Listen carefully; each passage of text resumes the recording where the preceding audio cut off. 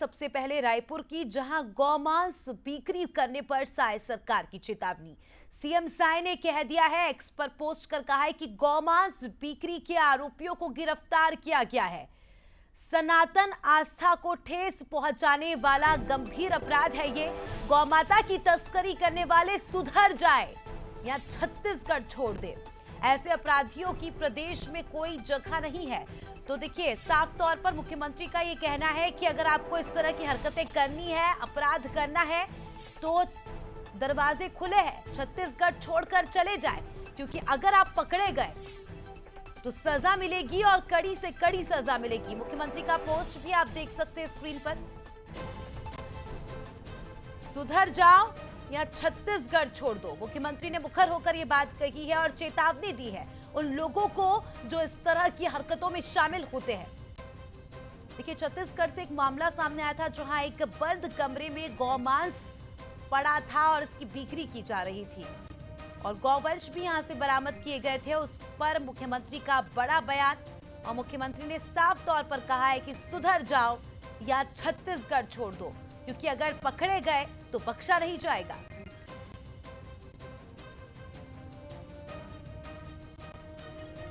इस खबर पर हमारे रायपुर ब्यूरो चीफ गौरव शुक्ला जुड़ चुके हैं, उनसे जानकारी लेंगे। गौरव, मुख्यमंत्री ने सीधे तौर पर यह कह दिया उन लोगों को जो इस तरह की हरकतों में संलिप्त होते हैं, गौमाता का मांस बेचते हैं, मुख्यमंत्री का कहना है कि सुधर जाओ या दरवाजे खुले हैं, छत्तीसगढ़ छोड़कर चले जाओ।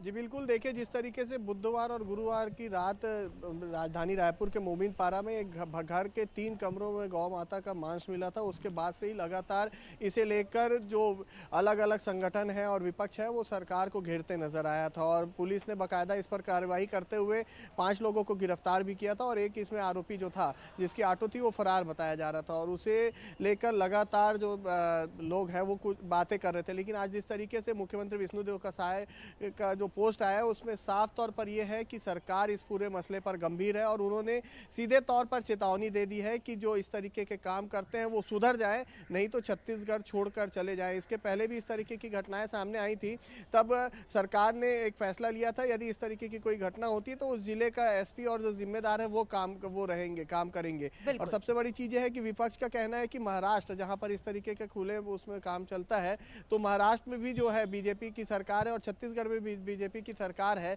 तो कहीं ये साठ गांठ के चलते तो इस तरीके का काम नहीं हो रहा है। लेकिन जो जिस जगह पर कल ये छापामार कार्रवाई हुई थी वहां पर अमूमन इस तरीके की घटनाएं पहले भी हुई हैं और आरोपियों को गिरफ्तार भी किया था। लेकिन आज का जो पोस्ट था वो ये बताने के लिए साफ है कि लोग सुधर जाए जो इस तरीके का काम करते हैं, नहीं तो छत्तीसगढ़ छोड़ दें। आने वाले समय में उनके खिलाफ बड़ी कार्रवाई भी सरकार करने के मूड में है। जी बिल्कुल, बड़ा एक्शन लिया जा सकता है और खुद मुख्यमंत्री ने चेतावनी दी है, तो एक बड़ी चेतावनी उन लोगों को जो समझते हैं हम इस तरह के काम कर लेंगे और हमारा कुछ नहीं होगा।